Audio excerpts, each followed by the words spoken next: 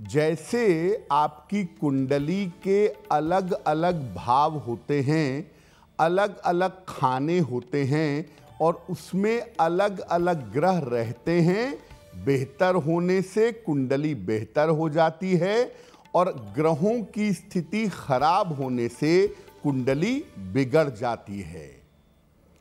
आज हम आपको कार्यक्रम में बताएंगे कि आपके घर में कौन सा ग्रह कहाँ रहता है, यानी आपके घर के किस जगह पर किस ग्रह का प्रभाव है।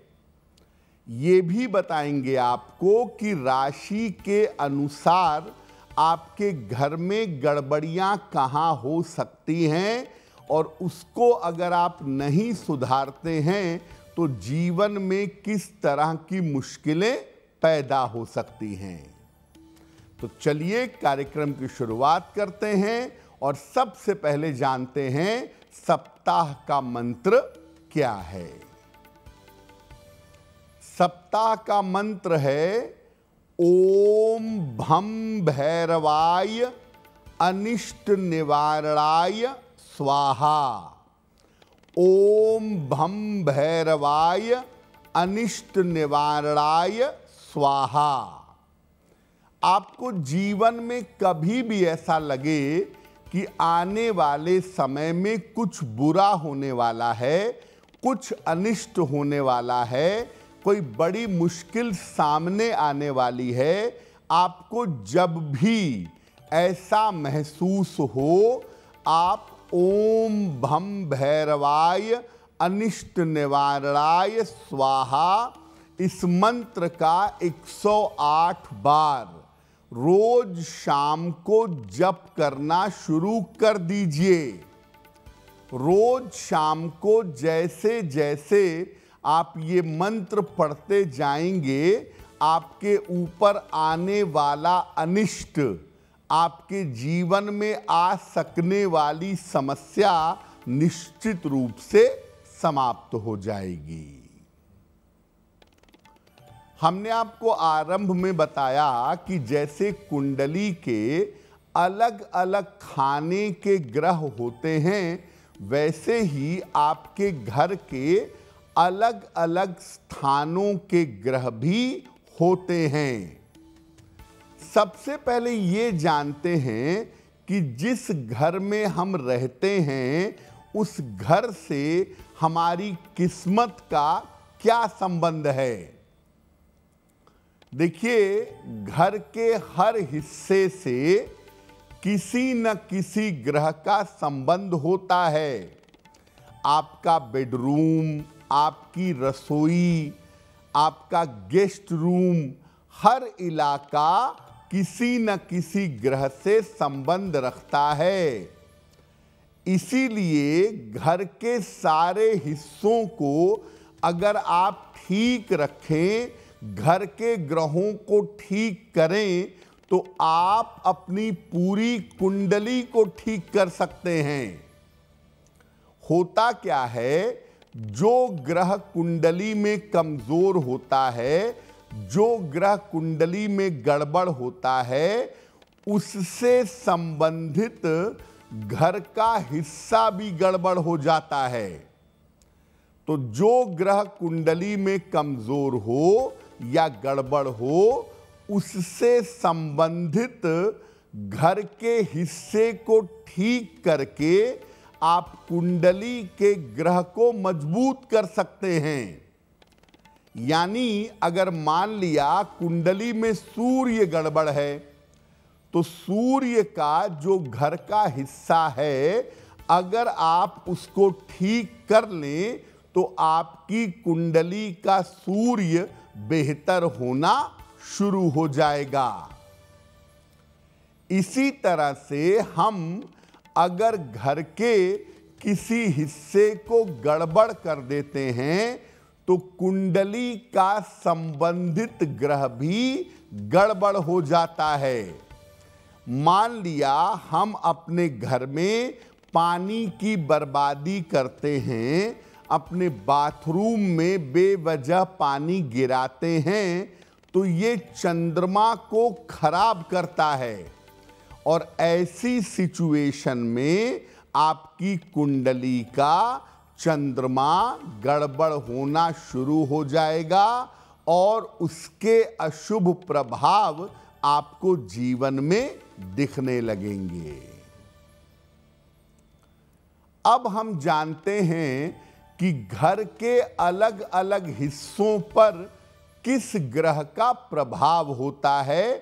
सबसे पहले जानते हैं घर के मुख्य द्वार के बारे में। घर का जो मुख्य द्वार है वो आपकी कुंडली का सूर्य है। यानी आपकी कुंडली में सूर्य की जो पोजीशन है वो बता देगी कि आपके घर का मुख्य द्वार कैसा है। अपने घर के मुख्य द्वार को हमेशा साफ सुथरा रखना चाहिए। हमेशा नीट एंड क्लीन रखिए। इस स्थान पर यानी मुख्य द्वार पर प्रकाश की उत्तम व्यवस्था रखिए। अपने घर के मुख्य द्वार को साफ भी रखिए और वहां पर प्रकाश की उत्तम व्यवस्था रखिएगा। और अपने मुख्य द्वार पर अपने धर्म से संबंधित प्रतीक चिन्ह लगाइए। जैसे हिंदू परंपरा में मुख्य द्वार पर स्वस्तिक या ओम लगाना अच्छा होगा। अगर आप अपने घर के मुख्य द्वार को ठीक करते हैं, ठीक रखते हैं, तो आपका सूर्य बेहतर होना शुरू हो जाएगा। और सूर्य अगर बेहतर होगा तो आपका सम्मान बढ़ेगा। आपके पिता के साथ आपके संबंध बढ़ेंगे और परिवार के लोगों के सम्मान में वृद्धि होगी। यानी अगर आप अपने घर के मुख्य द्वार को ठीक कर लें तो आपकी कुंडली का सूर्य निश्चित रूप से बेहतर होगा। जिनकी कुंडलियों में सूर्य गड़बड़ होता है उनका मुख्य द्वार गंदा होता है। आम तौर पर अपने घर के मेन डोर पर डस्टबिन रख देते हैं और आदमी आते जाते उस कूड़े को देखता है। ये ऐसा तमाम लोग करते हैं जिनका सूर्य गड़बड़ होता है। तो आप अपने घर के मुख्य द्वार को ठीक करिए ताकि आपकी कुंडली का सूर्य बेहतर होना शुरू हो जाए। अब जानते हैं घर के ड्राइंग एरिया के बारे में, जिसको लिविंग रूम भी कहते हैं आजकल, पहले ड्राइंग रूम कहते थे। घर का ये स्थान चंद्रमा से संबंध रखता है।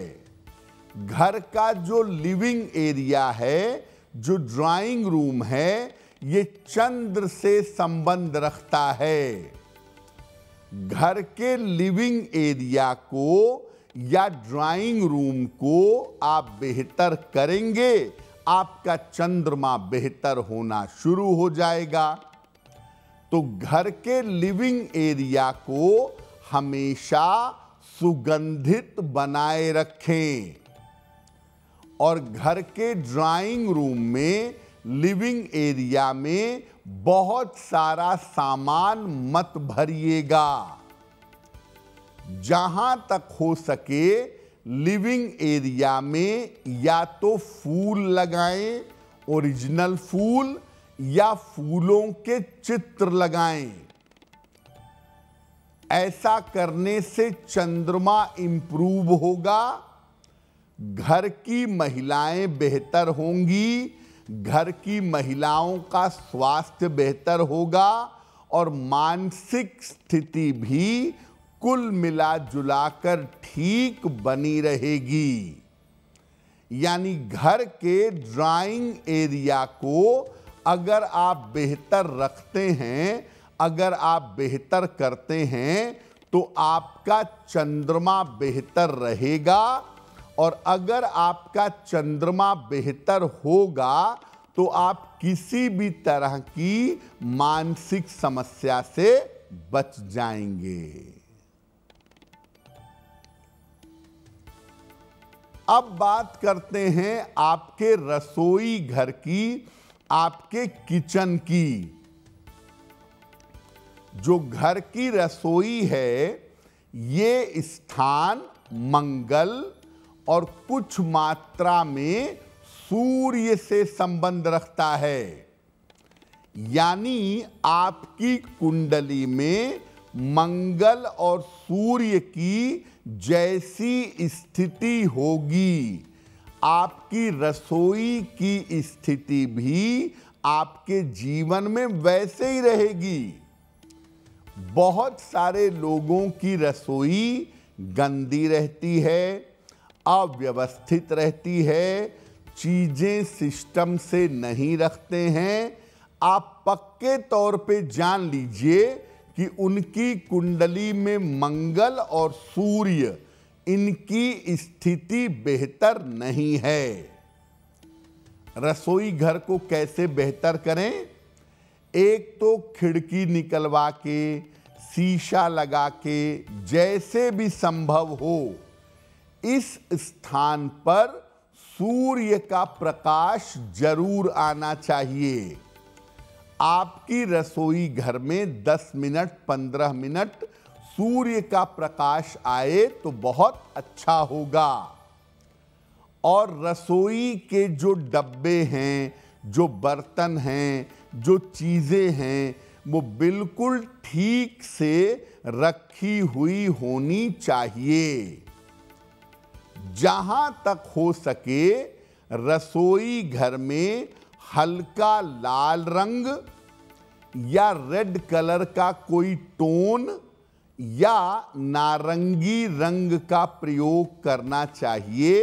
लाल रंग का प्रयोग करना रसोई में और नारंगी रंग का प्रयोग करना रसोई में सबसे ज्यादा बेहतर होता है। और अगर घर की रसोई आपकी ठीक है, आपके सूर्य और मंगल ये दोनों बेहतर होने शुरू हो जाएंगे और इससे आपके घर के लोगों का स्वास्थ्य अच्छा होगा और समृद्धि बनी रहेगी। आपके घर में अगर लगातार बीमारियां रहती हैं, घर का ज्यादातर पैसा अगर बीमारियों में खर्च होता है, पक्की तौर पे जान लीजिए आपके घर की रसोई में गड़बड़ है। और जैसे ही आप अपने घर की रसोई को बेहतर करेंगे, घर के लोगों का स्वास्थ्य बेहतर होना शुरू होगा। बेवजह के पैसे जो दवाइयों में जा रहे हैं वो जाने बंद हो जाएंगे। अब बात करते हैं आपके बेडरूम की। आपके घर के बेडरूम का संबंध शुक्र से होता है और आपके घर के बेडरूम को देख करके ये जान सकते हैं कि आपकी कुंडली में शुक्र कैसा है। शुक्र जैसा होगा आपकी कुंडली में, आपका बेडरूम वैसा ही होगा। इसीलिए आपका बेडरूम जितना सुंदर, जितना आकर्षक और जितना आरामदेह होगा, उतना ही ज्यादा अच्छा होगा। बेडरूम बढ़िया है, आरामदायक है, बेडरूम में पलंग बढ़िया है, नींद अच्छी आती है, इसका मतलब आपका शुक्र बेहतर है। अपने बेडरूम में ठंडे रंगों का, जैसे लाइट, एकदम लाइट ब्लू, पिंक, ग्रीन या वाइट कलर का इस्तेमाल करना अच्छा होगा। ठंडे रंगों का प्रयोग करें और चमकदार प्रकाश, ब्राइट लाइट बढ़िया लाइटिंग होनी चाहिए आपके बेडरूम में, तो बढ़िया लाइट हो और आपके बेडरूम का कलर अच्छा हो। ऐसा होने से क्या होगा, आपके बेडरूम का रंग अच्छा हो, लाइटिंग बढ़िया हो, आप वहां आराम कर पाते हो, टाइम से सो पाते हो, जग पाते हो। तो आप देखेंगे कि ऐसा करने से जीवन में वैभव, समृद्धि, संपन्नता और ग्लैमर का लाभ होगा। यानी जीवन में सुख, शांति और चैन आपको मिल पाएगा अगर आप अपने बेडरूम को ठीक रखते हैं। आपका बेडरूम बहुत अस्त व्यस्त है, लाइटिंग बढ़िया नहीं है, उल्टे सीधे कलर लगा लिए हैं आपने और बेडरूम में आपके दिक्कतें बनी हुई हैं, इस स्थान को आप गड़बड़ कर रहे हैं, तो आपके जीवन का सुख नष्ट हो जाएगा और आपके वैवाहिक जीवन में समस्या आनी शुरू हो जाएगी। जिन लोगों के वैवाहिक जीवन में लगातार समस्याएं बनी रहती हैं, कृपा करके अपना बेडरूम चेक करिए। जरूर आपके बेडरूम में कोई गड़बड़ी है जिसकी वजह से आपके वैवाहिक जीवन में दिक्कतें आ रही हैं। अब बात करते हैं घर के पूजा स्थान की।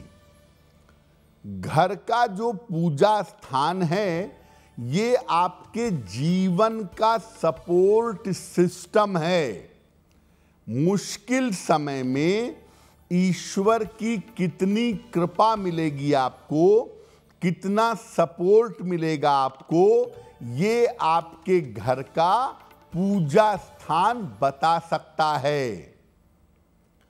घर का जो पूजा स्थान है वो बृहस्पति से और कुछ हद तक सूर्य से संबंध रखता है। बृहस्पति और सूर्य, इन दोनों का जो कॉम्बिनेशन है वो आपके पूजा घर में आपको दिखाई देगा। अपने घर में पूजा स्थान की पवित्रता बनाए रखना चाहिए। पूजा स्थान को हमेशा पवित्र रखना चाहिए। यहां पर पूजा स्थान में बहुत ज्यादा चित्र और बहुत ज्यादा मूर्तियां मत रखिए। 2-4 चित्र, 2-4 मूर्तियां काफी हैं जिनकी आप पूजा कर सकें। और जो आपका पूजा स्थान है उसको साफ सुथरा रखिए। नियमित रूप से शाम के समय यहाँ प्रकाश की व्यवस्था करें, यानी रोज शाम को अपने पूजा स्थान पर दीपक जलाएं।